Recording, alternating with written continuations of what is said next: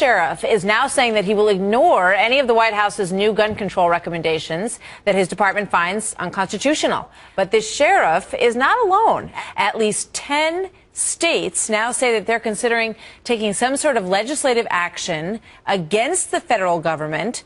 Those states span the nation, from Oregon all the way to South Carolina. Many sheriffs are now calling for action, like Lynn County, Oregon Sheriff Tim Muller. Sheriff, welcome. Good to have you here today. Good morning, Martha. Talk to me a little bit about your process of thinking this through. You know, when you started to hear about these executive orders coming down from the president, you know, what kind of action did you take? What became your plan, and how do you back up your ability to carry that out? Well, how it first started was I had a lot of folks in my county asking myself and my deputies, you know, what my position was on, if any, what they termed far-reaching or overreaching gun control laws were established from the feds. And yeah, I made my position known. I tell my deputies that you know, I didn't support anything, any regulations that would infringe upon the constitutional rights of our citizens. Well, when I swore oath to a community, a group of people who live in Jackson County. I swore oath to the Constitution, which I swore oath also to the Constitution of Kentucky. And in that Constitution is the Second Amendment, and that's what this country is based upon. How can I rightfully, in my own mind and in my heart, come in and take guns away from people when that is their protection?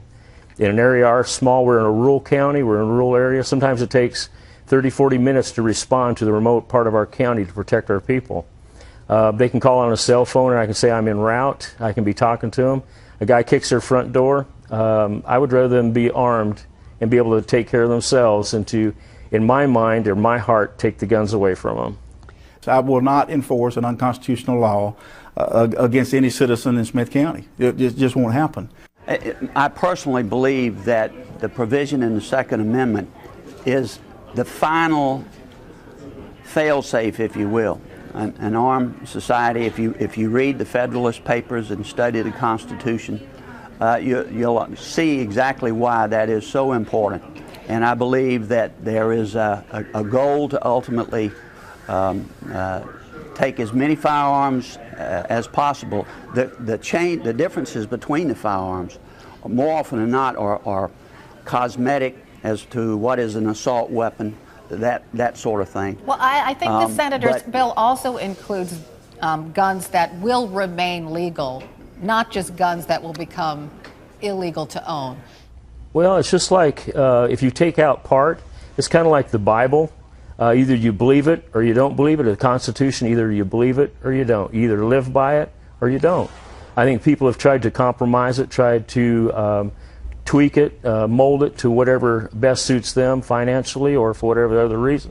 I am absolutely 100% pro-Second Amendment. I was troubled by the willingness to use executive orders. I think the appropriate way to do this is through the Congress. And the sheriff is against the president's proposal to ban automatic assault rifles and limit the capacity of magazines. I really don't have heartburn with people owning AR-15s. I don't. A 30-round magazine, if you're out target shooting with your AR-15, a 30-round magazine is pretty convenient. Since his letter was posted yesterday on the Sheriff's Department website, he's gotten 10,000 hits and plenty of phone calls. He says he takes the positive with the negative and says the real problem isn't guns, it's something he sees every day inside the jail he runs. I firmly believe that the mental health apparatus in this country is broken. Our county jails have become a dumping ground for the mentally ill. This is not the place for the mentally ill. You know, and I know with the Second Amendment, the way it was designed, you know, was to protect the people from also from the government. And but you know, in protection, it's just like if I'm a bad guy and I'm going to go kick a door, but I know the guy behind that door has a gun, and I go to this other door where I know a guy doesn't have a gun, that's the door I'm going to kick. You're still going to have instances, you're still going to have violence. You're not going to be able to curb that, but the innocent people are going to be able to protect themselves.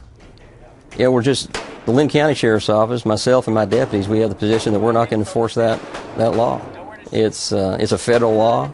You know, if it comes down as a state law, then we'll have to revisit that. But we won't enforce federal regulations or federal laws. We're not required to. There's a separation of powers, and we won't. Well, I'm doing what I feel I am elected to do. I am elected with a very narrow range of responsibilities that have to do with public safety, law enforcement, and I'm not a robot.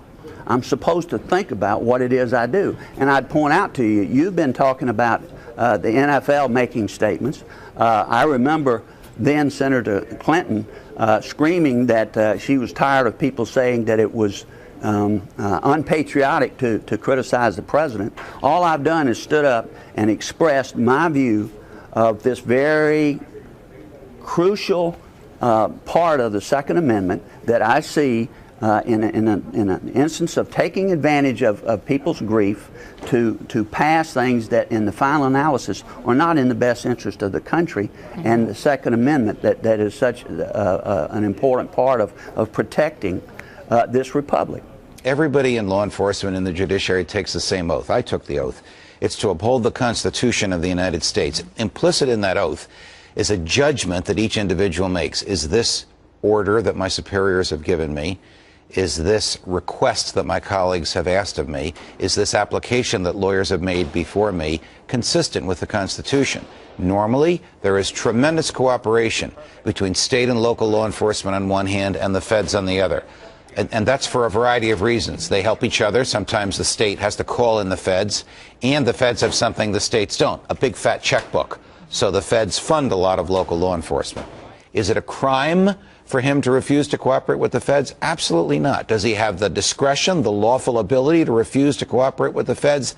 Yes, he does. This is actually a growing movement throughout the country. Local and state law enforcement saying to the feds, those are your laws, you enforce them. Fair. I mean, it's fascinating. I mean, when you look at an executive order, I think most people would assume that that's an executive order, that has to be carried out across all levels of law enforcement in the country.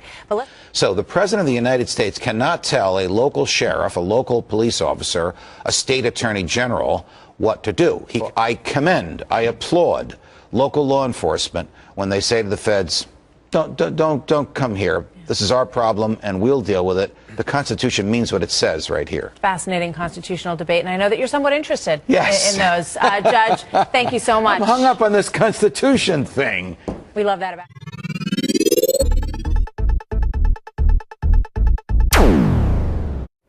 I, Barack Hussein Obama, do solemnly swear. I, Barack Hussein Obama, do solemnly swear. That I will faithfully execute. That I will faithfully execute. The office of President of the United States. The office of President of the United States. And will, to the best of my ability. And will, to the best of my ability. Preserve, protect, and defend. Preserve, protect, and defend. The Constitution of the United States. The Constitution of the United States. So help you God. So help me God. Congratulations, Mr. President. Thank you, Mr. Chief Justice. Thank you so much.